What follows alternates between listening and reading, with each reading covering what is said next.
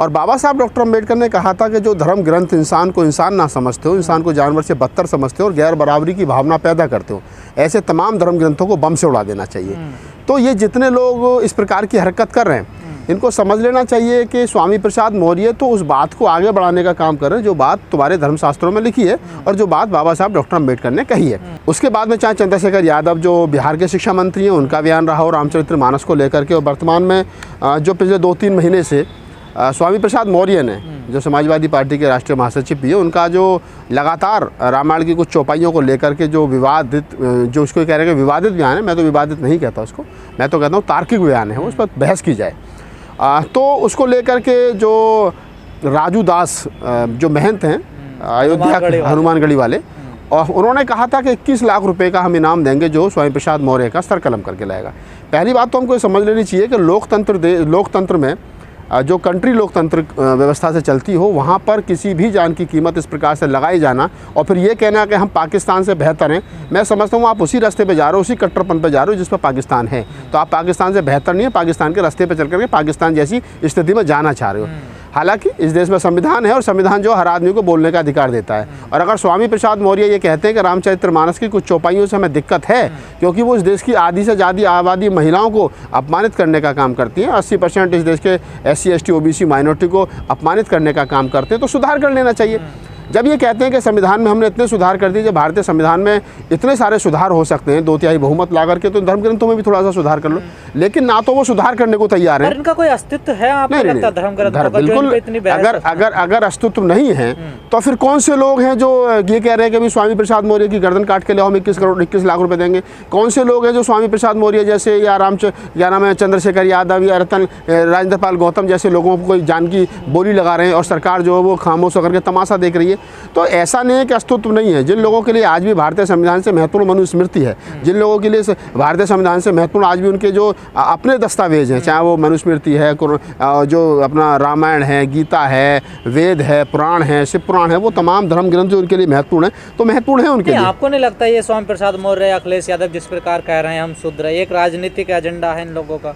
अगर आप बता दीजिए जो अखिलेश यादव है, स्वामी प्रसाद मौर्य हैं, क्या वो शूद्र नहीं है? क्या प्रूफ हो सकता है? इस देश के अंदर ऊपर के 3 वर्णों को छोड़ करके ब्राह्मण, पंडित, क्षत्रिय, ठाकुर, वैश्य, लाला जी, बाकी जो ये इन तीनों की संख्या जो है वो लगभग 13-14% है। उसके बाद में जो नीचे की जनसंख्या बसती है वो लगभग 85 से 88% है। वो कौन है? वो शूद्र ही तो है। एक शूद्र है, कोई अछूत है भाई। यही तो, अगर शूद्र अपने आप को ये कह रहा है कि गर्व से कहो मैं शूद्र हूँ, तो उसमें तो इस देश की वर्णवादी व्यवस्था को खुश होना चाहिए।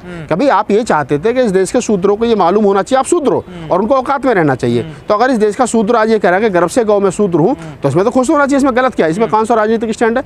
राजनीति तो इसमें है ही नहीं। इसमें वही तमाम बातें कही जा रही है जो इस देश के धर्मशास्त्रों में लिखी है। तो इसमें कोई राजनीति। अखिलेश यादव एक तरफ कह रहे हैं मैं शूद्र हूँ और दूसरी तरफ वो फिर मंदिरों में जा रहे हैं, एक तरफ विरोध भी कर रहे हैं उस व्यवस्था का, दूसरी तरफ उस व्यवस्था को अपना। हाँ, ये बिल्कुल आप ये कह सकते हो कि अगर अखिलेश यादव कहीं ना कहीं ये कह रहे हैं कि मैं शूद्र हूँ और उसके बावजूद वो मंदिरों में जा रहे हैं, उसी व्यवस्था को मजबूत कर रहे हैं, या अपने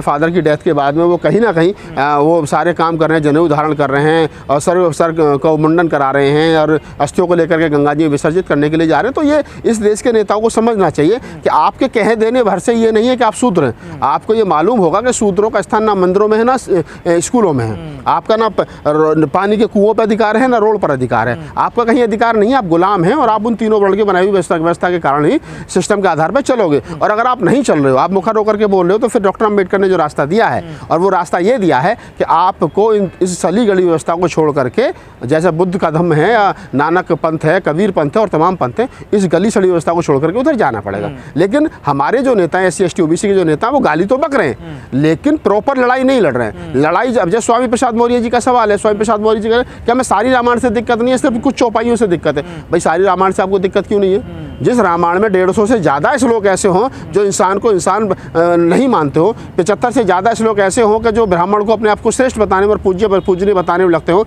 37 श्लोक ऐसे हो, 35-37 श्लोक ऐसे हो जो महिला को अपमानित करने का काम करते हो, 30-32 श्लोक ऐसे हो जो क्या नाम है कहीं ना कहीं शूद्रों को अपमानित करने का काम करते हो, तो 150 श्लोक जिस रामायण में ऐसे रामचरितमानस में ऐसे हैं जो जाति व्यवस्था पर टिके हैं, और आप कह रहे हो कि नहीं हमें तो इस लोग रामायण से दिक्कत नहीं है। जिस राम ने सम्मुख का वध सिर्फ इसलिए कर दिया कि वो शूद्र है और वो तपस्या कर रहा है, तो आप समझिए कि ऐसे दो बाबा साहब डॉक्टर अम्बेडकर की कोटेशन है कि ऐसे तमाम धर्म ग्रंथों को बम से उड़ा देना चाहिए। तो लड़ाई अगर हो ही रही है तो फिर आर पार की होनी चाहिए।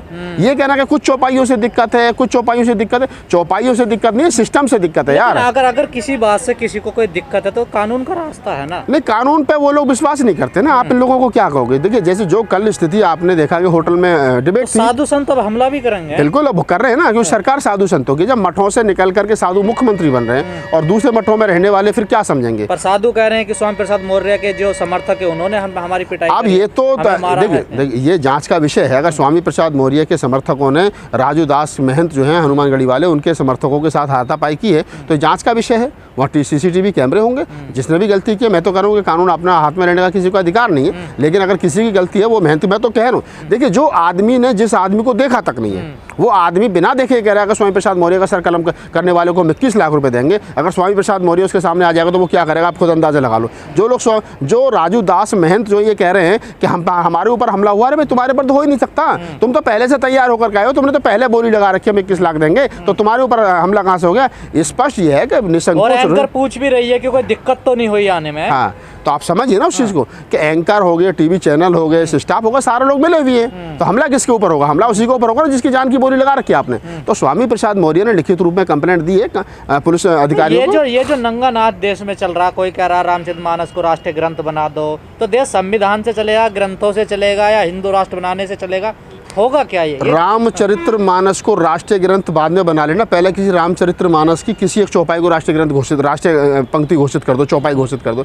दरअसल बात क्या है गजेंद्र जी, ये जितने लोग हैं ना, ये बेचारे वो लोग हैं जो छटपटा रहे हैं। अब इनको लग रहा है यार मोदी जी दोबारा प्रधानमंत्री बन गए, योगी जी दोबारा मुख्यमंत्री बन गए, दोनों कट्टर हिंदू चेहरा हैं, अभी भी हमारी बातें नहीं मानी जा रही हैं, अभी भी हमारा हम जो चाहते थे पिछले 50-60 साल से कि ये देश के संविधान को कुचल करके मनुस्मृति लागू कर दो, पूरे देश को हिंदू राष्ट्र घोषित कर दो, वो नहीं हो पा रहा। तो ये झटपटा रहे हैं, और झटपटा रहे हैं तो, लेकिन सरकार के हाथ बंधे हैं संविधान के आधार पर। संविधान को कितना भी कम मानो, फिर भी कुछ ना कुछ तो मानना पड़ेगा ना। तो ये क्या चल रहा है मुल्क के अंदर कि ये जो लोग हैं, ये लोग कहीं ना कहीं अपनी बात को मनवाने के लिए इस प्रकार की स्टेटमेंट रिलीज करते हैं कि ताकि सरकार के ऊपर दबाव बने और सरकार को इस प्रकार का अध्यादेश लाए, और ताकि ये कहते कि देश हिंदू राष्ट्र हो गया, रामायण जो वो राष्ट्रीय ग्रंथ घोषित हो गया, और गाय जो वो राष्ट्रीय माता घोषित हो गई। और ये धीरेन्द्र शास्त्री के तो पोस्टर लग रहे हैं हर जगह, जय हिंदू राष्ट्र तुम मेरा। मैं वही बता रहा हूँ कि चाहे धीरेन्द्र शास्त्री है, चाहे राजू दास है, चाहे ऐसे और तमाम जो लोग घूम रहे हैं देश के अंदर, ये सरकार की सह पे घूम रहे हैं। सरकार चाहे तो 2 दिन में उठा करके इन्हें बंद कर देगी।